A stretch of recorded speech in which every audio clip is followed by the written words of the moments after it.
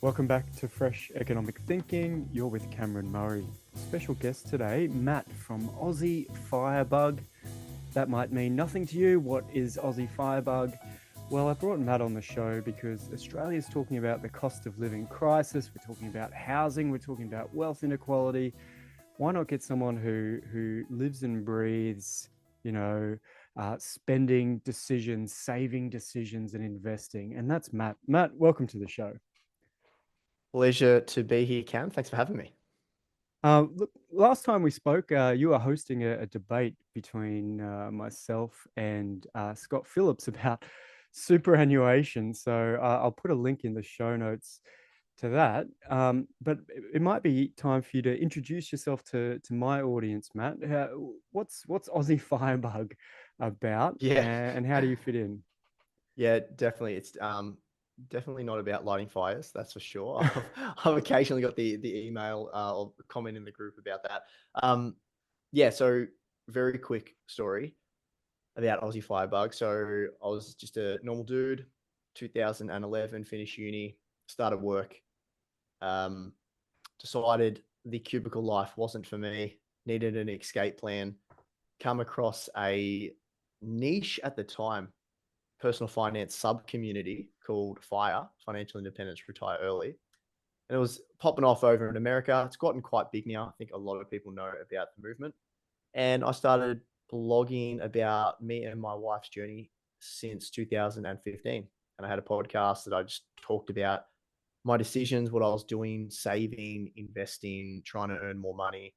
And I still blog to this day. So I release a monthly net worth update that tracks our net worth from all the way from like negative 36 grand when I had Hex debt back in Yep. 2011 to what it is today. And then all the way up to when we reach our magical FIRE number. So FIRE means financial independence, retire early. How old are you, Matt? Have you retired early? I am 36, and the retire early part of the FIRE acronym is always a bit controversial. In my interpretation of retire early, because it means a little bit something different to a lot of people in the community, it was always about retiring from the rat race for me. So people think retire early, they think you'll never work again. That's not what I was aiming for, because work is great when it's good work. Work is amazing, but there's a lot of boring, mundane work where you don't have control over what you do. You're just being told, you're not sure what the goal is, what objectives you're trying to reach, and you're just there for money. I hate that sort of work. And I retired, quote unquote, from that sort of work in 2021. And I've been doing my own thing ever since then. So not traditional retirement, but I'm living a life that I love. Wow. So you're saying you graduated university in 2011 and you basically quit the rat race in 2021. In 10 Mm-hmm. years, you built some kind of nest egg to Yeah. allow you to comfortably say, hey, I'm going to work for myself and do what I like doing. Mm-hmm. Um, that's pretty impressive, Matt. 10 years. How did you do that with a cost of living crisis in Australia? I'm always hearing, you know, Australia's getting a worse place. How can anyone, young people, do anything these days? And you're telling me that there is a process that you can follow to basically work and invest for 10 years and then have enough of a buffer to do whatever you like. Is that what you're telling me? In a nutshell, I mean, we're not financially independent. So I think the standard definition would be you never have to work ever again, and your Mhm, passive income generated from your portfolio is going to cover all your expenses. So we're not there yet, mhm. but we're definitely in a comfortable position, and our passive income covers about 75-80% of our expenses. So we're really close. So what Um, what does that mean these days? Because we have a lot of this debate in economics, like, oh, the pension's too low. A home owning retired couple can't get by on $44,000 net of tax, like net in their bank a year. Do you think you could get by on $44,000 as a homeowner net of tax as a couple with no dependents? Is that definitely. yeah? 100%. But I represent one of the most extreme fringes of personal finance. Like, I'm just putting it out there that a lot of people would look at what I did, especially not so much my wife, because my wife was just along the journey, but I never imposed my extreme lifestyle, especially in my early 20s when I was grinding and I had laser focus to get to this financial independence goal. My savings rate was 70%. Now, that's a huge saving rate. I'm not anywhere close to that now, but I just did things during my 20s, and I set strict budgets and goals to reach my personal goals. But looking back, that's not a life that I would want to live now. But it's definitely doable. If that's where you're getting to, 100%, Yeah. it is doable. Whether or not people want to make those sacrifices is a different question. But I would argue, people get into the semantics of needs and wants. And I think if you actually look, if I was to go through people out there listening, if I just pull up your expenses list and what you spend money on every single year, 90% would be a need. A want versus a need. There's very little needs in the world. You can get by on a very small amount, but we just want a lot. And I think it's blurring the lines of needs and want. And this is the marketing machine and consumerism and all that jazz. That's great because I want to get into that. I'm an economist, so I obviously think about the value and the trade-offs of everything I spend, and I'll let the listeners in on a secret. I'm a secret FIRE person myself. Read Rich Dad Poor Dad when I was 18, and came from a family who was very comfortable talking about money and investment and independence. So we're actually in a very similar boat, Matt. And, I just run my blog. That's my hobby / work now, and do some consulting. But essentially, I'm not in the rat race either. I want to just, before we get into all that spending versus, what did you call them? Needs versus wants. Yeah, needs versus What, wants. what's your target net income per year for your household, and what's your household like? Where's the line here of what does financial independence for a young family in Australia in 2025 look like financially? Yeah, great question. This number has changed throughout my journey. So I discovered FIRE in 2013. So I started full-time work at the end of 2011. Didn't discover the movement until 2013. I actually think from a psychological point of view, and this is like a whole nother topic, but having a goal to aim for is super important with any pursuit in life. And if you don't have a greater goal, it's super hard to save 70% of your income if you don't quite know what you're like aiming for. So I Yeah. seen the writing on the wall, and I was reading these blogs of these people living a life where they didn't have to work, and that inspired me, and that sort of gave me the motivation and like something to aim towards, which is why I stayed the course for so long. But to your original point, right now, as it is in our family, so we've got two really young kids. We're in regional Victoria, so not as expensive as the city, of course. We spend roughly 65 to 75K a year at the moment. And that is like luxury living. If I compare that to what I was doing in my 20s, that's like balling on that amount of money. So I've loosened the purse strings a lot. And that's Wow. So I'm going to jump in. Every single day, I get comments telling me that a home owning pensioner couple who've paid off their house, have a brand new car, have a house full of furniture, no dependents, are going to be on the poverty line at $75,000 of net income per year. Is that just bullshit? Is that what you're telling me? Well, I don't want to It make any is, judgment yes. calls to people.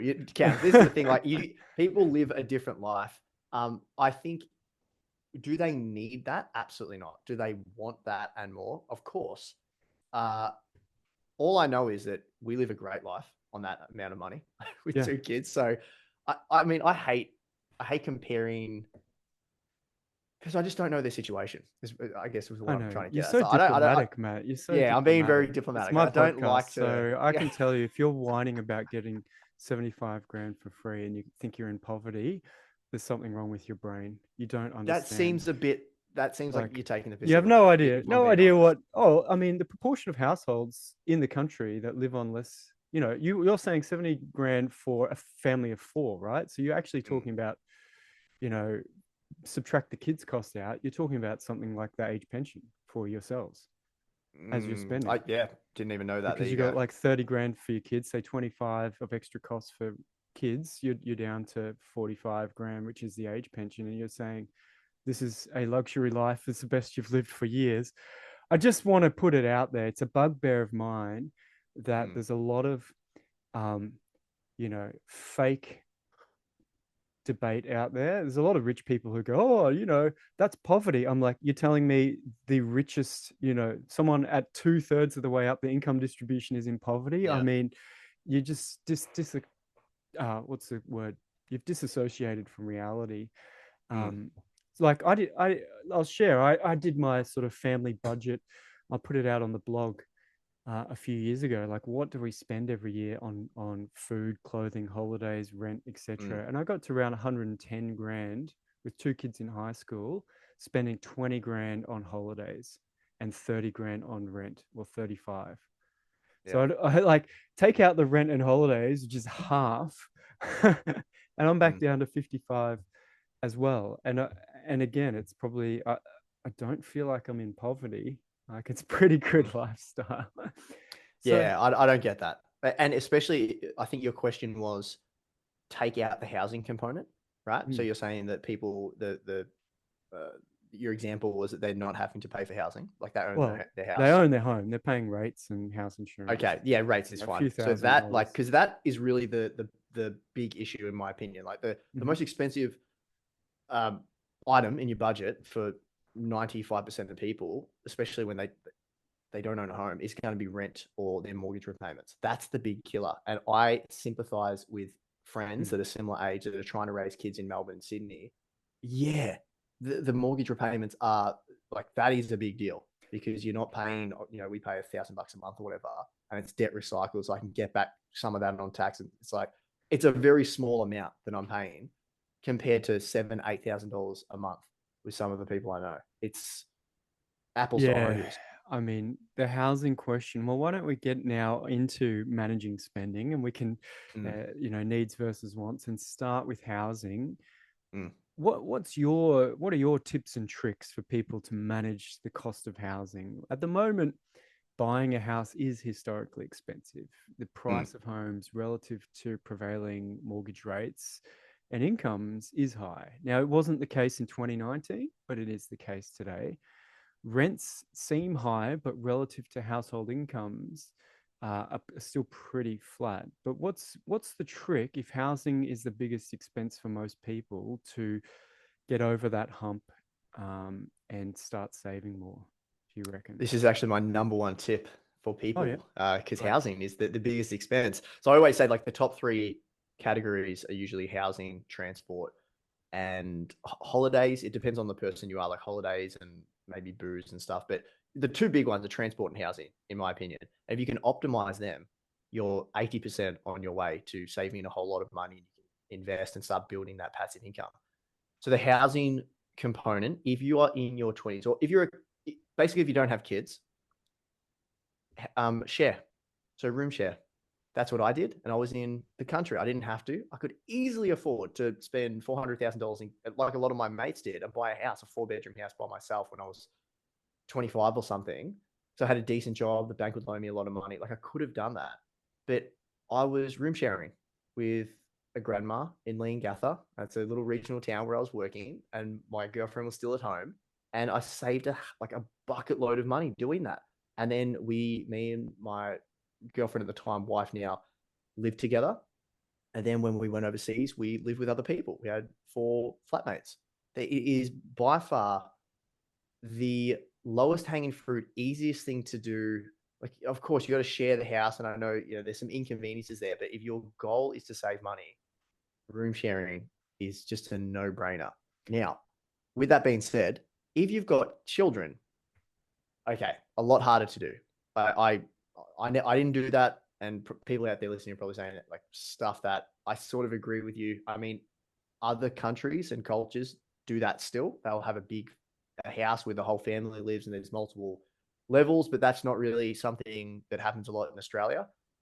Um, so if you have a family and you're looking to save a lot of money with the housing question, inconvenient for me to say to a lot of people in the city, but maybe look elsewhere than Melbourne and Yeah. Sydney because the prices are bananas. And I've worked with a lot of people that have moved regionally to where I am in Gippsland because of the house prices. What you can get for a third of what they're paying in Melbourne is a better house. They're still close to the regional CBD. Like it's a perfectly good place to raise your family. It's just you're not with the glitz and glamour that come The with the cool city. kids. Yeah. Yeah, I think people are not honest with themselves sometimes about that, right? We Mm. sort of, it's subconscious. We have in our mind, oh, I've got to live here because of work. I'm like, yeah, you don't. You just want to be with the cool kids, right? Like, That's a bugbear. That's a bugbear of mine. okay. Always on the internet, you see those comments. I can't find a job. Like, bro, what job are you doing? Like, are you serious? I live in a town of 25,000 people. It's not the sticks. There is regional hubs that have a lot of jobs. I mean, where I'm from, there's power plants everywhere. There's hospitals. There's um, heaps of government is like Yeah. entities around the area. You can get a job unless your job is super specific, like I don't know, and something to do with the MCG or something that you have to be in the city. Like, come on, you can get a job in regional. I don't buy that argument at all. I think I'm with you. So I did. So just so you know, I did not know Matt was going to say any of this about housing, but Mm. I've literally got draft articles sitting there telling people, you don't have to live in the fancy name brand suburb because of your job. The trains work fine. People also work from home more days, so longer commutes, fewer days is certainly a good lifestyle choice. But to go back to your first point about house sharing, I have found that really bizarre because, 20 years ago, um, everyone shared houses. All young adults were sharing houses. And now I feel like there's been a shift. And I don't know if it's real or if it's just, the age of people commenting on my social media feed. But they're all like, oh, yeah, you should be able to afford a one-bedroom apartment somewhere in a nice suburb. I'm like, should you? Like Mm. that was never an option for me. I was like, yeah, just get the crappiest, biggest old house, put as many people in it as possible, and split that rent. Economize on your internet. Or back then, you had a house phone, right? Mm. And your Mm. power and all that. And that's what we did. All the way up until nearly our second child, we shared with another friend who had There his you go. son on every second weekend. Um, and probably saved, far out, at least 70 grand over that period Yeah. of time. I'd say, yeah. That was a little while ago, but also I think people neglect you're happier when you live with other people. Like I'm putting on my economist hat and what I know about happiness and the need for social Mm. Mm. interaction. You will be a better person having to live with someone else and have those social interactions every day. I'm sure there's some toxic people, but just find someone. And actually it's really interesting, there are services out there matching old people, retired people in big houses with students and Mm. young people to sublet, to rent out rooms, and they pay in terms of cleaning the house and stuff.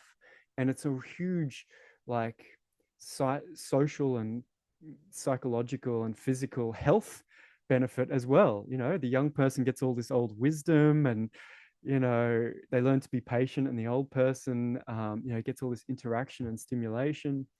So I just want to put that out there. I didn't know you were going to say that, but I'm totally with you. And yes, there's a lot of um what would you call it, I'm trying to think of like a psychology term: repressed status seeking when it comes to housing, right? We all talk about it as if it's like, oh, this is just like, bread and milk and, very basic calorie Yeah. inputs.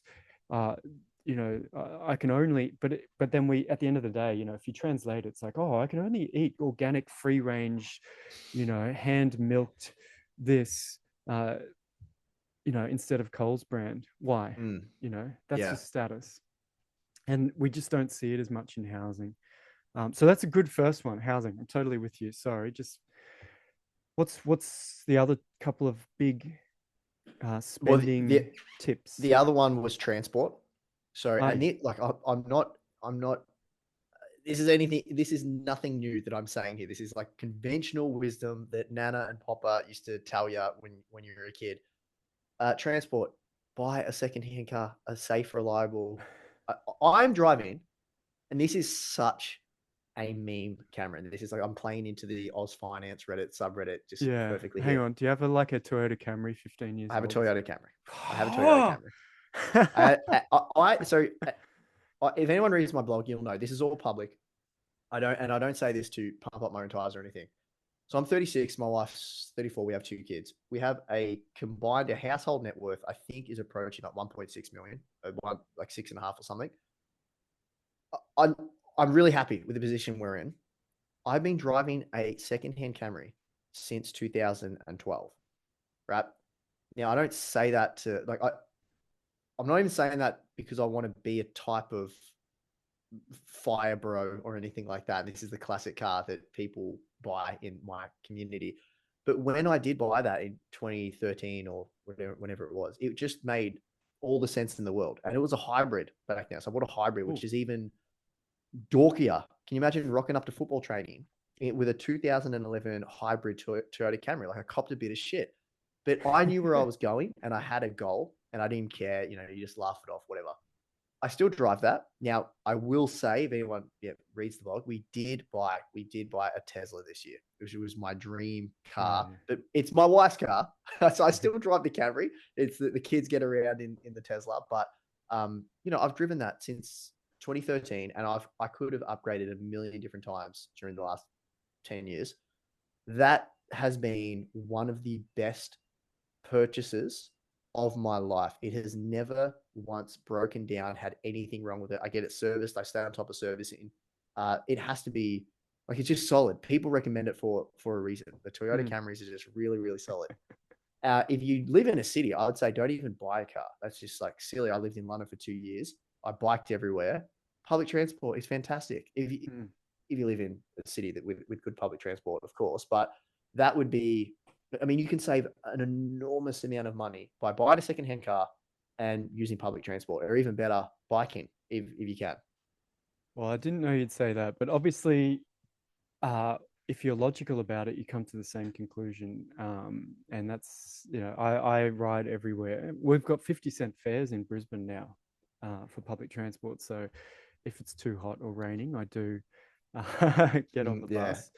But yeah, the cost of driving, I think people underestimate it, and the Mm, depreciation of those new mm, and name brand and again status-seeking European brand cars is just hidden away, and people will go, "Oh, but I need it to be reliable, so I've got to buy this. Oh, and I need this for this," and I'm like, yeah. "You don't need that." So Yeah. You can I'm talk this, yourself into a lot of things. It's yeah. unbelievable how that happens. You start talking, oh, actually, I do need that. Yeah, I really do need that latest Yeah, spoiler or look, that, I've tried to talk myself into buying a Tesla as well, but I haven't I haven't Do you convinced know me. what, Cam? That one, I'm not fooling myself at all. That was the worst financial decision we ever made, but I love it.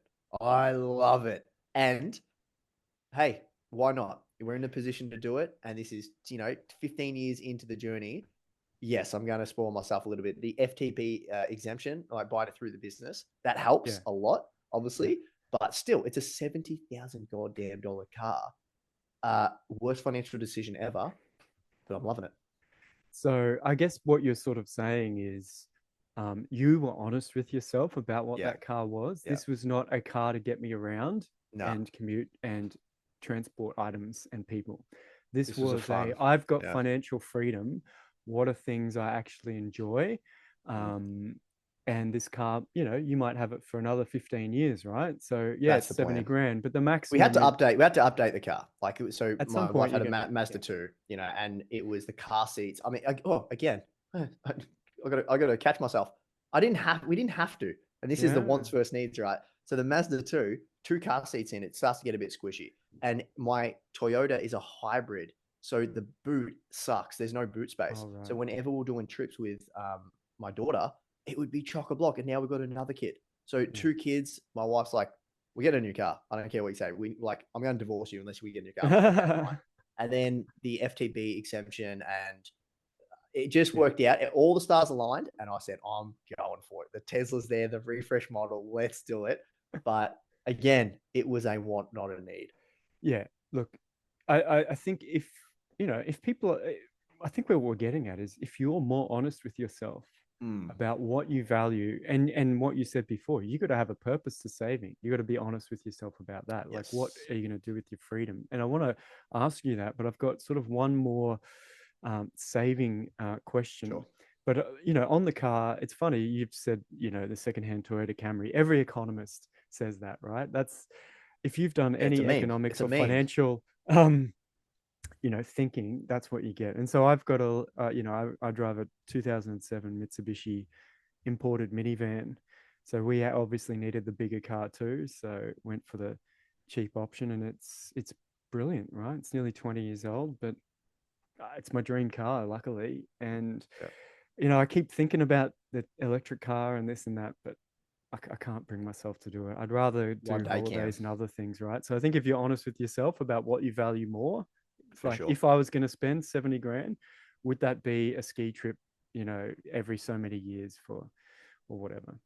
So, so the housing, share houses, be honest and think regionally and what you really need. Same with cars, do you need your Dodge Ram, or is that just compensation?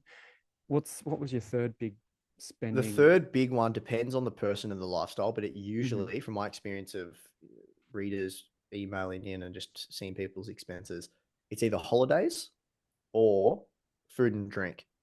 Some people spend.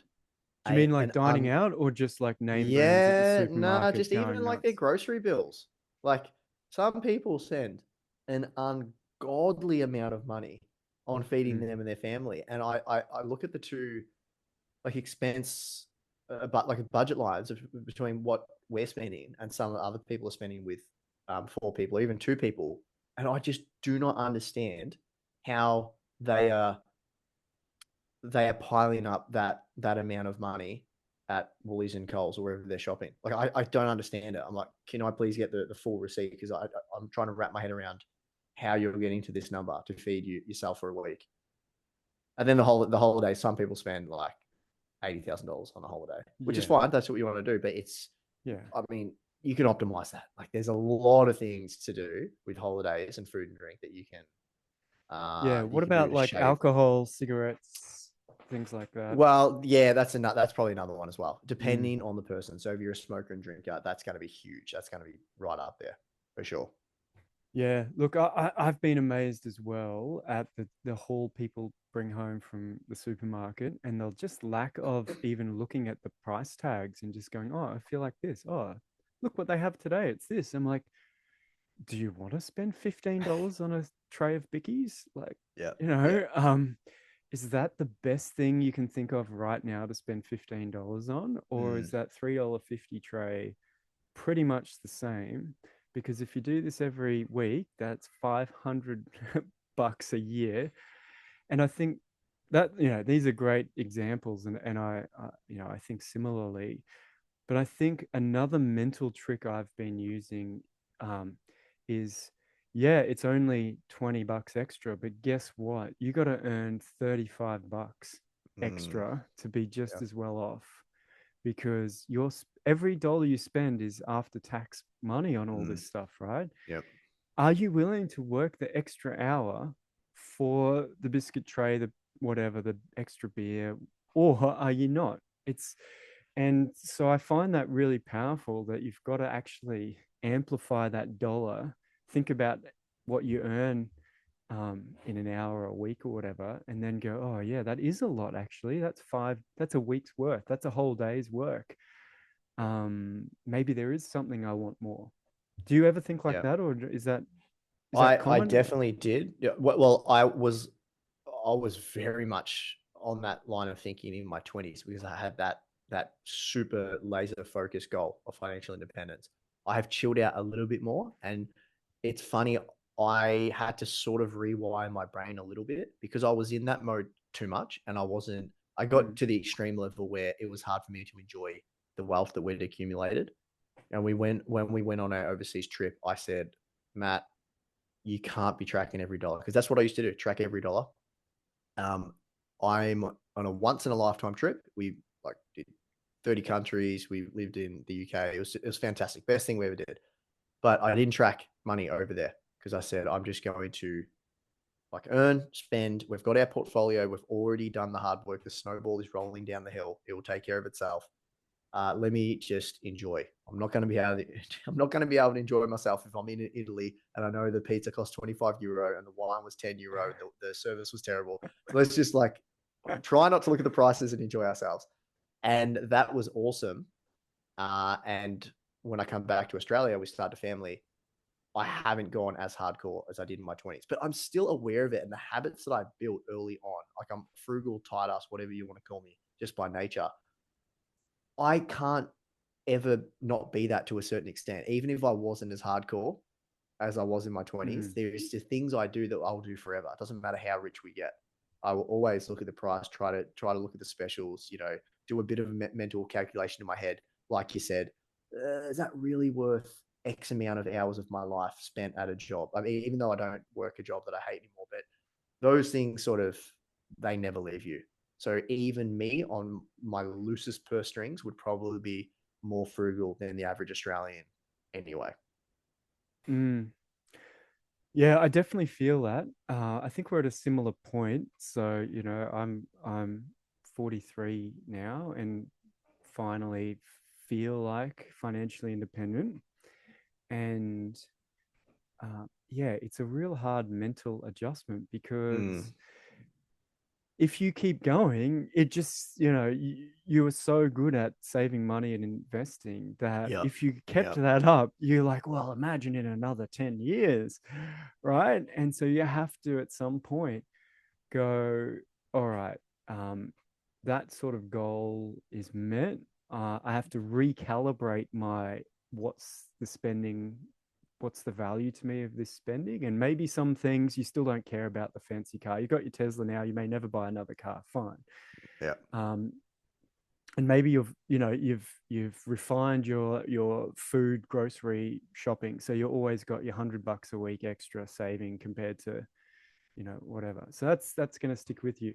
Have you uh, I like I even my wife has a hard time watching me recalibrate because she's like, oh, you're not going to want to do that, that's $400 for this thing. And I'm like, yeah, I know, I don't really want to, but I'm going to do a little bit of mental arithmetic.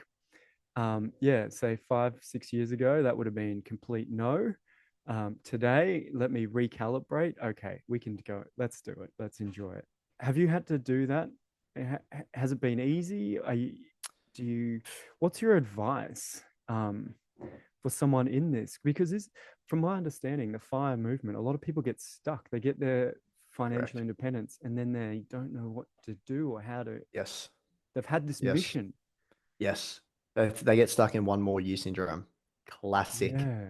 Classic illness for the fire Mm, community. And what that is, like you just said, you do all your calculations, you got your Excel spreadsheet, and most people work off the 4% rule based on the Trinity study, has a whole bunch of assumptions.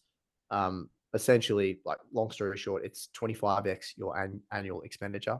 So if you spend $50,000 as a single person, you'll theoretically need 1.5, I believe, million to retire early, like to basically pull up stumps and have the passive income cover all your expenses. Now, what people do is they get to the 1.5 and they say, oh, let's just do one more year to go yeah. super conservative and do a 3.8% withdrawal rate. And then they get another year and they say, oh man, I'm earning 170 grand. I'm at the top of my earning powers. Let's just go one more year. And they keep going. And the next thing you know, they're 45, 50, whatever it is, and they're worth $3 million, and they haven't done anything with that wealth that they've accumulated. And they haven't even Yeah. left that stressful job that was the reason that they went on the journey in the first place. So at some point, you need to transition off the financial independence mountain. It's a goal, and in my opinion, it needs to be a means to an end. Once you reach it, you've won the game of money. Once you reach Mm. financial independence, that's it. Now, the harder game of meaning and purpose and what gets you going starts. Now, if you're smart, you'll start playing that game before you reach financial independence. So you'll start that. It's better to do that. Figure out what gets you up in the morning. But a lot of people don't even have the time, the mental bandwidth because it's been sucked up by this job. So I understand you're trying to exit the rat race. You're trying your escape plan, and your escape plan is I'm going to spend less than I earn, invest the rest, and start building that passive income so I have options in the future. Fantastic plan. That's what we did. Couldn't recommend it highly enough. But at some point, you need to stop thinking about money and the financial independence part. Once that is done, solved, you need to move on. And some people can never do it. And it is actually a problem in my community, which is definitely, oh my God, we're talking about first world problems. My God. Yeah. Oh, you got too much money. Like what, how, like no one's going to feel sad for us. Right. But that's what happens for me. I had the catalyst moment of an overseas trip. So I got ripped out of that hardcore 70% savings rate by force because we went on a overseas trip and I quit my job. That was the other Mhm. thing that was super hard to do. Super hard. Being on the job, building a career, got a promotion about 6 months before I quit my job. The promotion I was gunning for, big jump in pay. And then I quit. And I tell you, amazing feeling. So I knew that I wasn't going to reach my financial goals as quickly as I had forecasted. Didn't care. I was on a back of a motorbike in Vietnam with my girlfriend, and we are going up the coast. I had no job. It was just the most freeing, liberating feeling ever. And it was Mm. like a mini retirement. It was a mini retirement if I think about it. So that's what it for me. I went overseas, quit my job. That's how I got out of that funk. But yeah, other people just they pull the pin one day. Yeah, I think it's all psychological at the end of the day, right? Correct. And I find it interesting that the reluctance, even of people I know who are like, oh, the job, the work. I'm like, you can just take a year off. Yeah. Like you've got so It's much so money. hard to do that though. Um, Like this is like the social pressure to do that is a lot, and I get it, but you have to rise above that, and you have to know what you want. And this is the thing about having a goal and a vision. The vision is so important because without the vision, there's nothing. So if you know what you want in life and you clear, like I know I want to get there, that's a lot easier to do. And you start building steps around there. Then you sort of don't know. Like people are telling you to be good with money and invest. That's a smart thing to do. But why am I actually doing that? I'm not sure. I don't have yeah. a vision. It's the vision. And that financial independence was my vision. And that's why I could buckle down and sacrifice and do everything I did with me and my wife. So it's all in your head. Do you think you gave up a lot of experiences or fun or life Not from really. that? No? Nah. And this is just the way I'm built. I was never one to sit around a pub and spend $200 Yeah. just drinking on a Sunday. Don't get me Yeah. wrong. I definitely went through my boozed infused Friday and Saturday nights when I was 18, 19, and 20.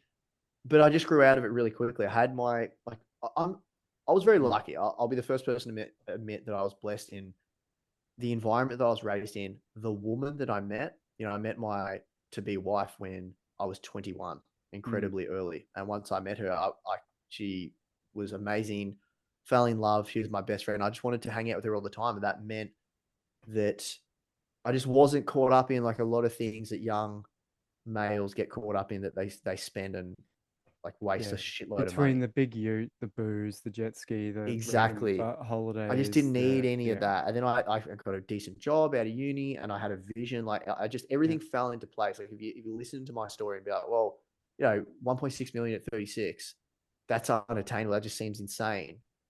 I agree. I'm like an outlier. Like there's not going to be everyone that can do that. But what you can do, it's very realistic Mm. in your 40s and 50s to get Oh up yeah. to reach financial, like very realistic.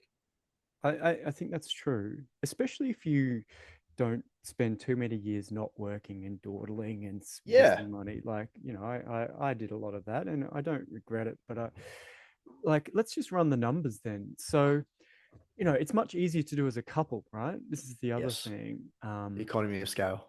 Because if you, for example, let's just say you make 100 grand, you're in your mid 20s, and you've got what, 77,000 after tax, 78 grand. Let's say you save half of that because you're house sharing and you're on the ramen noodles mission or whatever Mhm. I don't know how you guys describe that, but the Aldi mission. Uh, 35 grand for an individual for 10 years, 350 grand plus your growth. You're not that high. Um, Maybe you got 500,000 in your mid 30s, maybe you're closing in on 1 million at 40. As a couple, though, right? If you're both earning that 100 grand, you got 155 grand after tax and probably only 60. You're putting away nearly 100 grand. So in 10 years, you've got 1 million you've put away and it's probably worth 1.6, 1.7. And I just find it odd that that seems like quite reasonable. And yet here we are in 2025. It's all cost of living crisis, this and that. And you're telling me that just sensible budgeting, well, the big tricks are, I guess, be healthy and be able to earn money. Don't lose Mhm. half your money in a divorce. They're important things. um, Yeah, that yeah, they matter. but if you can be sensible, there's a lot of achievable things. So, what are you doing now with your freedom? You said you've gone through that mental process. Let's wrap up. What does financial freedom look like for you?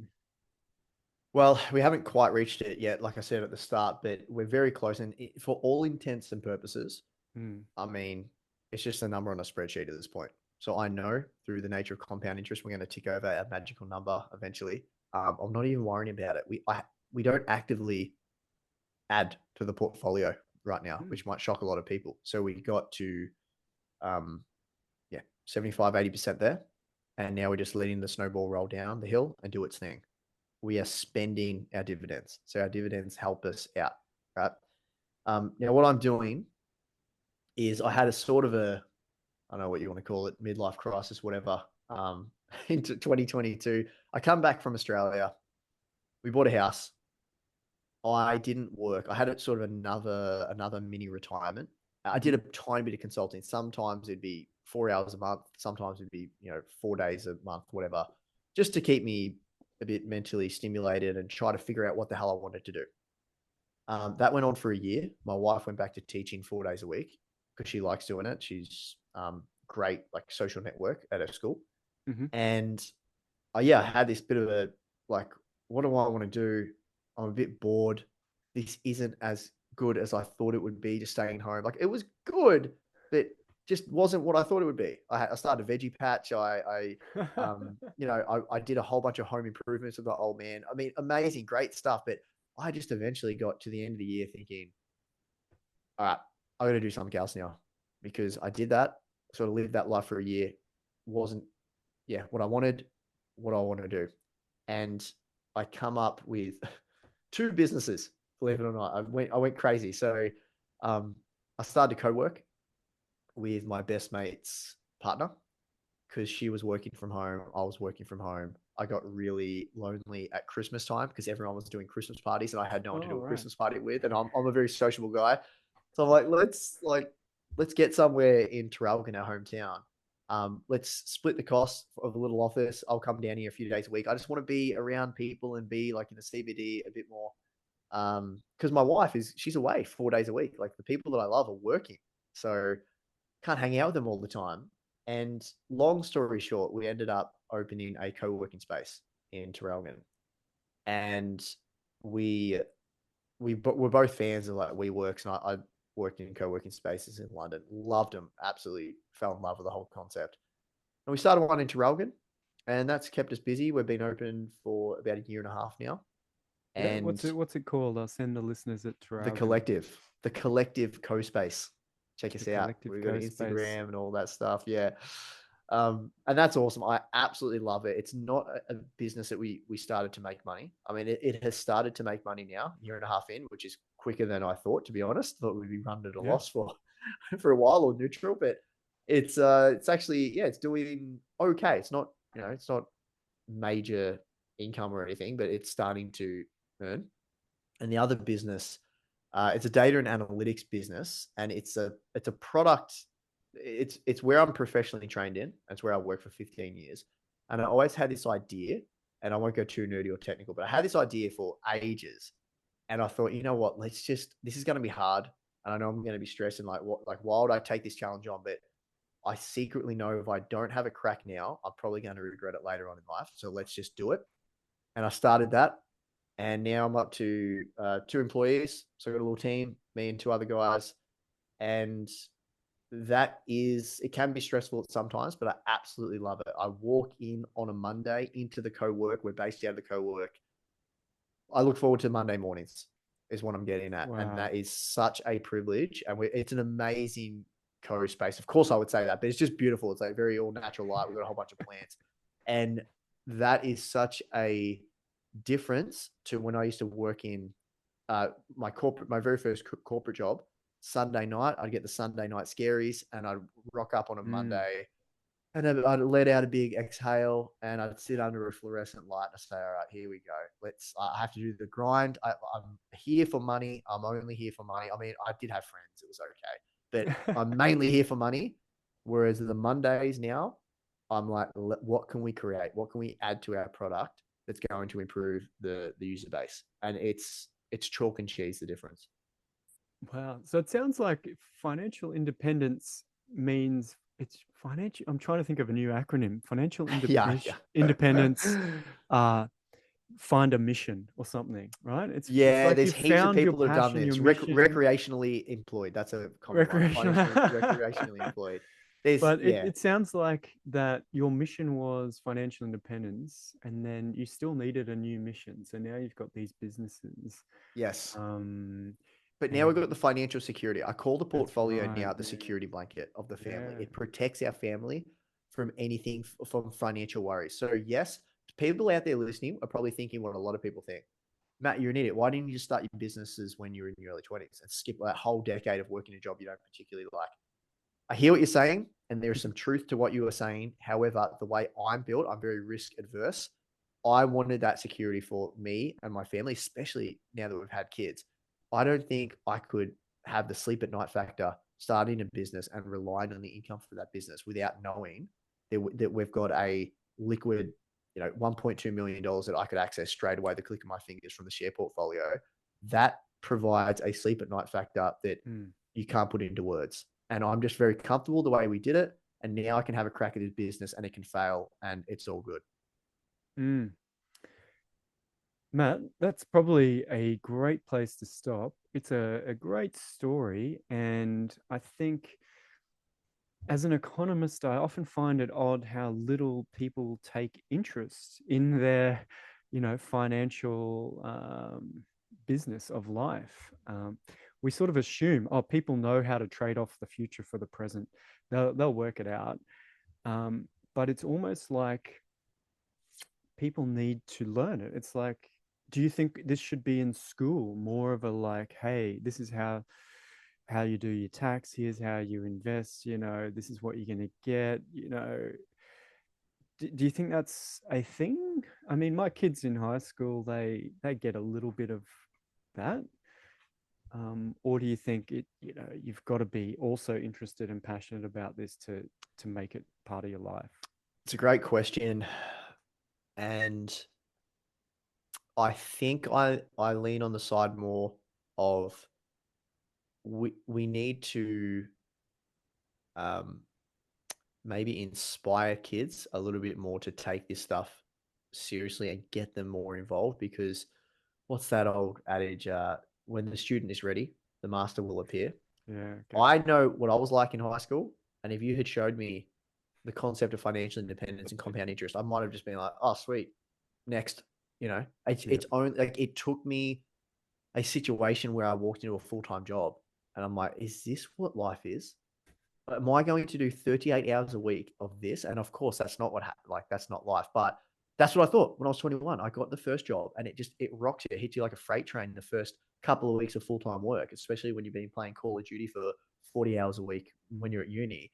And so it took that to get me off my ass and start reading financial books. And I'd always been raised in a family that was money conscious, and investing was put forward. But how you do that is definitely outside my wheelhouse to inspire a generation. But I agree, it's so important. And actually, I'd even add to that I don't even know how I come like across this, or who taught this to me. Like, my dad had a big part to play in this, and so did my mum. But sort of the non-negotiables in my life, non-negotiables, the most important things: health, both mental and physical, because I can't be the best person I can be as a husband and a father without getting myself right. So health, it's the most important thing. You need to look after yourself to be the best person you can be. Money and finance, for whatever reason, I just knew instinctively that I don't ever want to outsource that. I need to learn that. I need to know that. I'm not going to trust my accountant. I'm not going to trust a financial planner. Hell no. I need to know what's going on there. It's too important in my life. And the other one is the relationship with your significant other and like your family. That's just really important to me. My dad's Italian. That's how he raised me. Family is everything. So those three things, like health and fitness, has always been paramount in my life. Money, sort that shit out. I want to provide and protect my family, and my relationships with the people I love, because that's super important as well. What's life if you don't have friends and family to enjoy it with? Great way to finish. And I think what you're saying is, some things in life you can't outsource. You have to take responsibility. Yep. Like, it might feel good to go, oh, the accountant will sort it, or this will happen, Yep. or, the government will give me this, or, if there was a problem, someone else would have told me. No, there's a lot of parts of your life where you have to take responsibility. And in finance, as you say, if you learn that lesson young, incorporate it into your life, you can have that freedom. Start your business with the security blanket. And I hope people will take your story today, Matt, and reflect on their own lives, about maybe they're in the rat race and feel like doing something different. So I really appreciate your time. Thanks for coming on. If remember the collective co-space Traralgon, if you need a place to start your business when you're financially independent and not retiring, recreationally employed. Thanks very much, Matt. No worries. Thanks for having me on, Cam. Pleasure.